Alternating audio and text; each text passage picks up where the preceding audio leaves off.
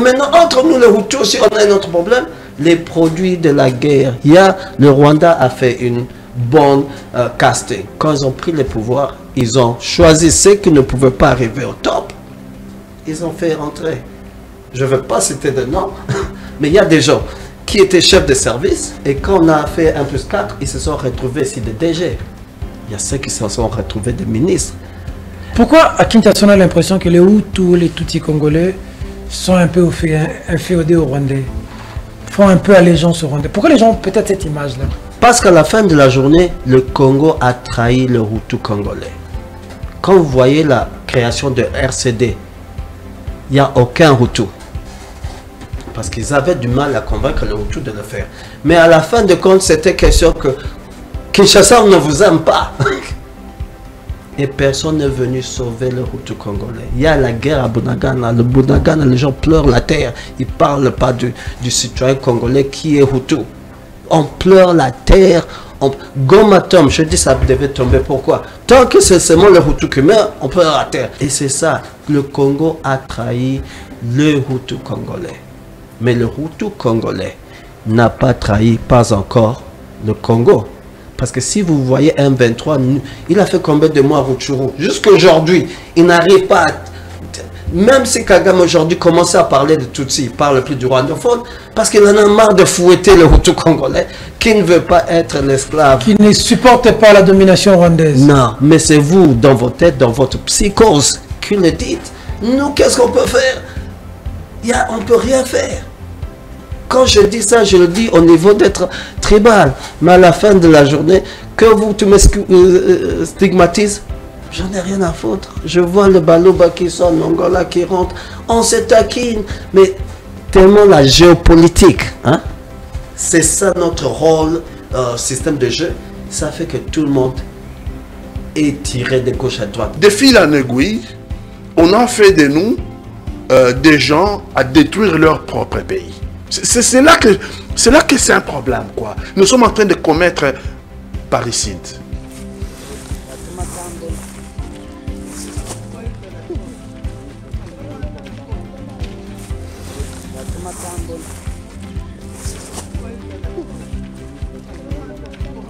Mobutu, de la colonisation à la guerre froide, et à la fin de la guerre froide, il y a quelque chose qui arrive. Il y a un vide dans la région. On doit remplacer Mobutu. Mais malheureusement, la solution vient du problème Hutu et Tutsi. Okay. C'est ça qu'on doit se dire. C'est des problèmes d'une élite Hutu et Tutsi. Et une élite Hutu, Hutu, Tutsi, Tutsi. Okay. Pour vous dire, par exemple, à la fin des années 80, Birimana voulait une partie de Masisi. Il dit à Mobutu, et Mobutu déclare on peut lui donner, question de terre.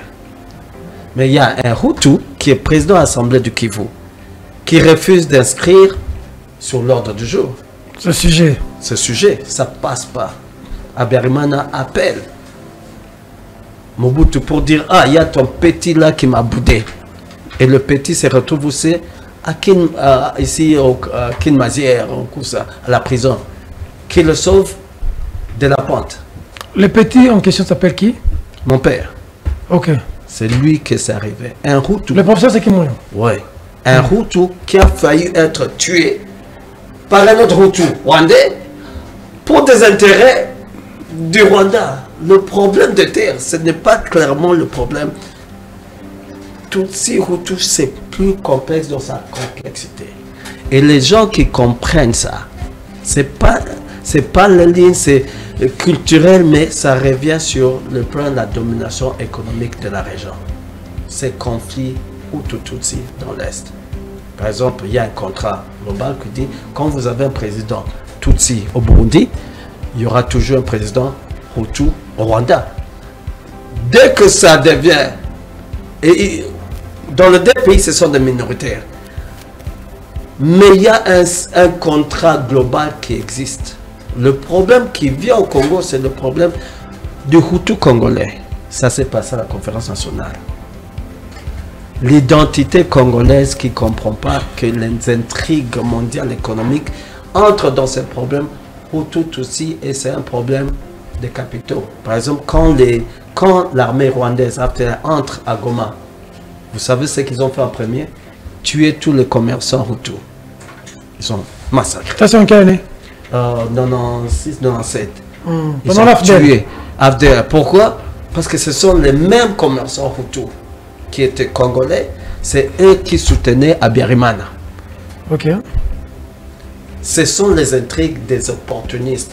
Quand le Rwanda vient au Congo en 96, 97, c'est parce que Mobutu avait demandé aux Hutus rwandais de rentrer, faire la guerre. Je vais vous donner des armes et je vais utiliser la DSP des éléments Hutus qui parlent Hutu, que ça veut dire Kirundi, Kinyarwanda, Kifumbira. Ils peuvent disparaître, mais ils ont refusé. Les temps qu'ils refusent, c'est à ce moment-là qu'un père Kagame trouve qu'il doit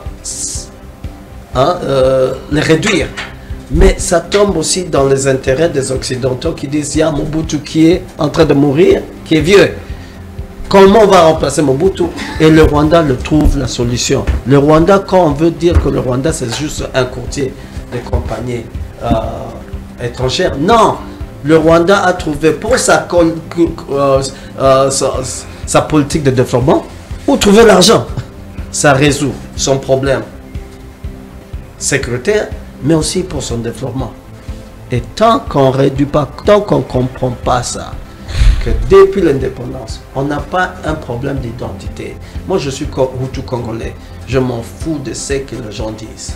Mais dans l'intrigue politicienne, ça a des implications. Il y a des Hutus congolais qui doivent être tribales pour rester au pouvoir.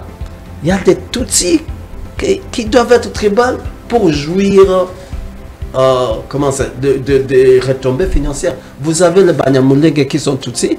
Le père de Gisaro décide, pour avoir leur part de gâteau, subitement ils ont décidé d'être des Banyamulenge. C'est connu de tout le monde. C'est pas parce qu'il a eu les Hutus ou les Tutsis, mais pour avoir accès quoi? Au dividende politique. Au dividende financier. C'est pas seulement politique. Ils ont compris. Pour qu'ils arrivent au pouvoir et ils se retrouvent financièrement. Ils ont joué avec la question d'identitaire. Non, ils ont décidé entre eux Tutsis parce qu'ils avaient un problème, parce que le Tutsi du Nord Kivu, c'est lui qui était roi Kaboba, tout ça qui mangeait, et ils étaient abandonnés. On ne les reconnaissait pas. Comment ils allaient être des ministres? Et il a misé pour créer, il a créé la notion de Banyamulenge, et il avait raison. Son fils est devenu ministre. S'ils n'étaient pas Banyamulenge, son fils n'allait jamais être ministre. Alors, même entre les Tutsis, même quand vous voyez ce qui est grave qu'à l'Est, c'est l'accès à l'argent, au pouvoir financier, passe par le tribalisme. Quand vous voyez les Nandais et les Hutus, ils peuvent être amis. Mais une élite, un Paluku ne peut pas être, Paluku a grandi à Rutshuru, mais un Paluku ne peut pas être ministre s'il dit qu'il est quelque part autour. Non, il doit être extrême. Les extrémistes de chaque province sont devenus, pour des raisons de changement de géopolitique, c'est comme ça que tu te retrouves. Moi, je me rappelle dans les années 90, Niamou ici, c'est lui qui est mort. C'est le parrain de mon petit frère, un Hutu. C'est eux qui ont divisé le Nord Kivu. Les Hutus et les Nandais. Et quand on divise, ils se retrouvent. Maintenant, ils veulent diviser Grand Nord, Petit Nord.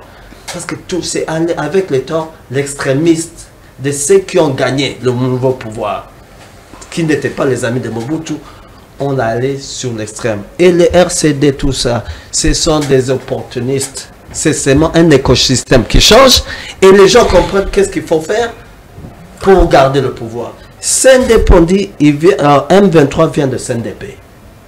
Pas vraiment. Ce sont les gens qui n'ont pas mangé de CNDP qui se retrouvent en M23. On se recrée le match. Qui veulent se retrouver. Oui, même aujourd'hui, si vous voyez M23 à l'Est, on dit, par exemple, M23 est arrivé à Bukavu avec le Baché. Des anciens honorables, tout ça. Ce sont des opportunistes. En fin de compte, on est là à cause de l'écosystème politique pour accéder aux moyens financiers. Il y a pas d'entrepreneuriat. On est devenus tous extrêmement tribal. Et c'est ce qu'on appelle aujourd'hui la géopolitique. Aujourd'hui, Fayoulou dit, Tshisekedi est en train d'engager qui? Seulement de Balouba. Il ne parle pas de la méritocratie. Le type a vécu aux États-Unis où il y avait la méritocratie. Il vient ici, il devient tribaliste. Ça veut dire pour lui, tant qu'on engage Moussa Kaka, tout ça, ça va marcher. Kabila en profite aussi. Dans son discours, quand il parle de Tshisekedi, qu'il est tribaliste, il ne parle pas de la méritocratie. Alors, depuis l'indépendance, quand vous voyez, pour moi, vous voyez les Abarko, les partis politiques, la représentation même dans le gouvernement Lumumba, elle a une connotation tribaliste. On est devenu de nouveaux êtres, parce qu'on est, mais dans la tête, on est resté le même. Tant qu'on ne fait pas la priorité, que c'est l'économie politique, c'est ça qui va tuer le tribalisme. Je dis, si vraiment le Congo était devenu l'Allemagne de l'Afrique, aurons-nous des guerres? Je ne pense pas. Comment résoudre cette question? On doit réorienter notre pensée. Quand les extrémistes prennent la place, quand il faut dire que je suis Tutsi, je dois attaquer tel, et je suis Hutu, je dois... c'est, si on veut être un peu scientifique, une des hypothèses, c'est le niveau, la qualité d'éducation. Par exemple, quand vous voyez quelqu'un qui parle de Banyamulenge, on doit mourir, c'est celui qui gagne le moins. Il est dans un village perdu. Mais parce qu'il y a aussi une hypothèse, on dit que cette guerre, c'est pour protéger les Tutsis qui sont en difficulté dans l'Est. Kagame qui le dit, il évite, des fois il dit Tutsi, des fois il dit rwandophone. Parce que pour lui, il n'y a pas de Tutsi dans son pays. Alors, si il protège le rwandophone, ça veut dire qu'il protège le Hutu et le Tutsi.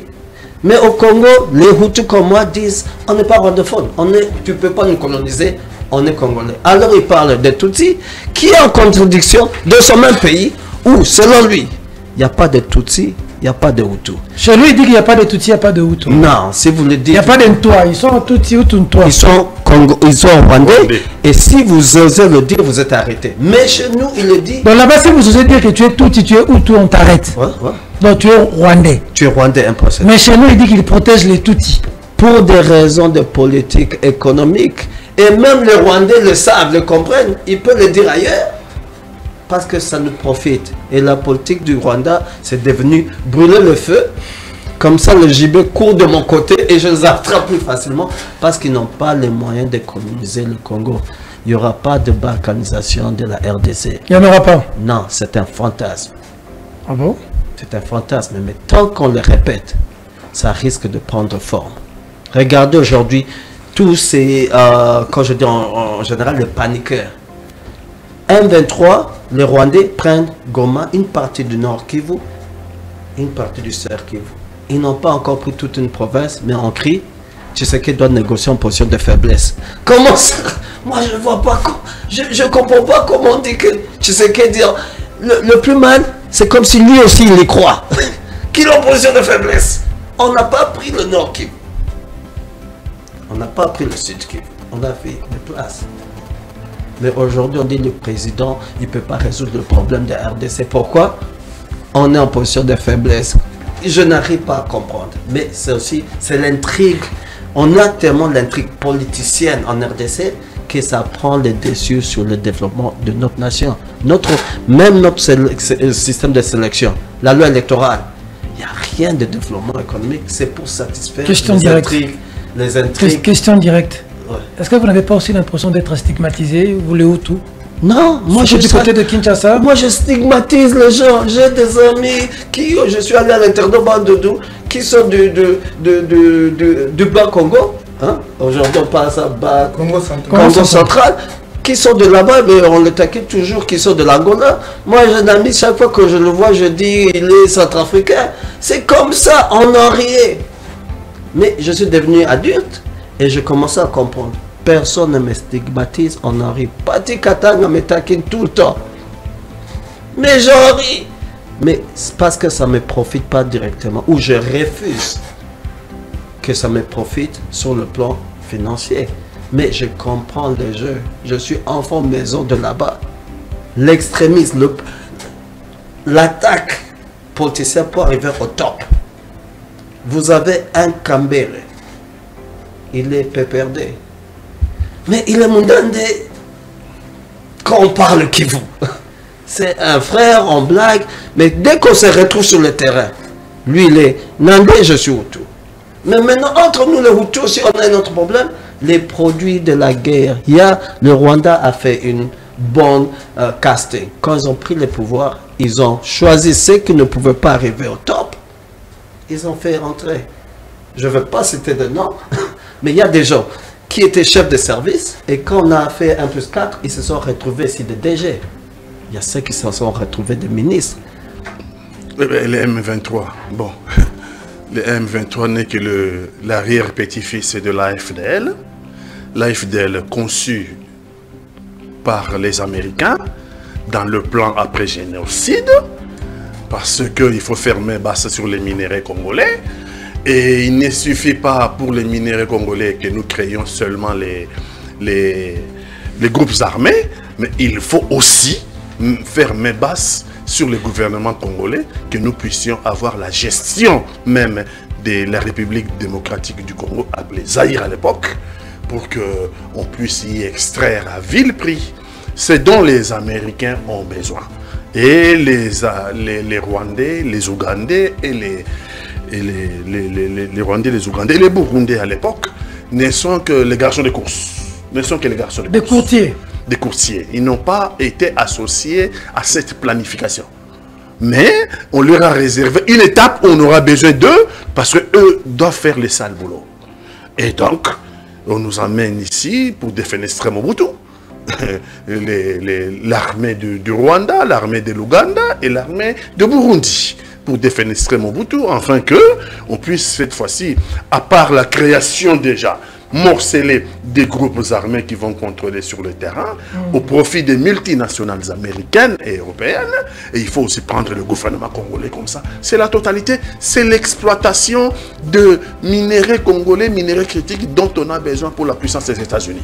On ne peut pas laisser ça entre les mains de la Chine ni entre les mains de la Russie. Surtout pas de la Corée du Nord. Non, pas du tout.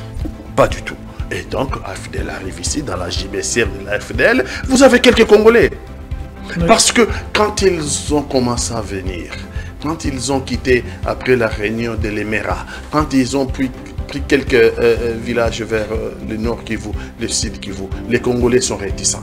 Mobutu fait un communiqué en Suisse pour dire « Oh, Laurent Désiré Kabila, ça c'est des Rwandais et tout ça ». Quand ils arrivent à Uvira, c'est là qu'on voit pour la première fois Laurent Désiré Kabila. Il fallait congoliser l'affaire. Quand on a congolisé l'affaire, oh, Laurent Désiré Kabila, il parle. Quand ils arrivent, ils prennent Kisangani. À Kisangani, je vois Aldo Ayelo, l'ancien chargé d'affaires des Nations Unies dans le Grand Lac. On voit au stade de Kisangani, vous avez toute la communauté internationale. Qui était là même dans le meeting au stade. Dans le meeting. Vous avez déjà les entreprises américaines, représentants des entreprises américaines. Donc, oh, c'est fini. On va se servir sur la bête. Et puis, on a... Alors, quand on a tout le Congo, il y en a un qui va réfléchir. Peut-être trop tard pour lui, c'est Laurent. C'est Laurent. Laurent va comprendre qu'il n'a été qu'un faire-part. En réalité, ces gens-là, leur agenda, ce n'est pas notre agenda. Il n'a été qu'un pantin. Un pantin, enfin bon. Je n'aime pas trop ces termes-là. Je préfère... Mais il faut que les gens comprennent. Parce que ce que vous dites, c'est l'histoire. Hein? Faire valoir. Pantin, voilà, vous connaissez notre président, quand il ramasse des choses comme ça, deux fois, il ne saura pas l'expliquer. Faire valoir. Ok. Hein? Donc, Laurent se rend compte que nous ne sommes qu'un faire valoir. Et c'est déjà trop tard à ce moment-là quand il se rend compte. Il ne peut plus reculer. Il essaye de résister à sa façon. Il est assassiné dans son palais. Il s'autoproclame d'abord président. Il s'autoproclame président. Et puis bon, il ne veut plus faire, il ne veut plus jouer l'agenda qu'on lui impose. Et donc, il va terminer sa vie dans son palais. Et va naître déjà quand lui, il est vivant. On va déjà les dédoubler. Quand il est vivant, on va les dédoubler un certain 2 août. 1998. Oui. On crée... MLC... Non, MLC c'est après RCD. Avant qu'il ne soit Goma et morcelé, qui s'engage et morcelé. C'est d'abord RCD. C'est toujours la haute finance internationale. Dans son calcul, il dit, bon, celui-là, c'est plus notre homme. Nous allons l'éliminer. Mais on commence déjà à préparer ceux qui vont les remplacer. C'est les RCD. C'est le RCD, ainsi de suite. RCD, on va éliminer Laurent. Et puis bon, JKK va prendre la place. Et JKK, après RCD, on va créer on va morceler, on va arriver à CNDP. CNDP, on va arriver. C'est les petits-fils. Ça sera M23. M23, c'est dans l'optique. Dans l'optique ultime. Et dans le M23, on a congolisé avec Nanga comme on a congolisé toujours, avec... la stratégie n'a pas changé. C'est la même stratégie. Bah, c'est la même stratégie, ça n'a pas changé. Nous, on voit un Congo. Quelqu'un m'avait dit que vous êtes un homme très cultivé quand il vous suit sur le plateau. Merci beaucoup. Il est du Burkina Faso. J'ai oublié de vous le dire. Merci beaucoup, mais surtout, je suis un homme qui ne dit que la vérité. Donc, on va... Et je suis un homme qui ne chante pas Beto, Beto, Beto, Beto. Personne ne chante Beto. Il me regarde. Il ne vous doit pas y regarder. Donc voilà, comme ça, de fil en aiguille, on a fait de nous des gens à détruire leur propre pays. C'est là que c'est un problème, quoi. Nous sommes en train de commettre parricide. Nous Congolais, nous sommes en train de commettre un parricide. Notre pays est reste une minute. Notre pays est encore, il y en a qui se posent des questions. Mais Dieu s'est-il trompé des hommes pour un pays aussi béni que le nôtre, capable d'amorcer son développement? Il faut dire qu'au moment de l'indépendance, nous sommes devant la Chine. Le Congo est devant la Chine au moment de l'indépendance. Nous sommes même d'égalité avec le Canada. Le Canada, la Corée du Sud est loin derrière nous. Très loin. Nous sommes les derniers, plus de 60 ans après. Les Sud-Africains qui étaient là-bas pour venir se faire soigner au Congo. Comment se fait que nous sommes les derniers de la classe aujourd'hui? On ne se pose même pas la question. Comment on peut tuer son propre pays comme ça? Alors, nous posons problème. C'est ce que j'ai toujours dit. Le sorcier, c'est nous. Nous posons problème.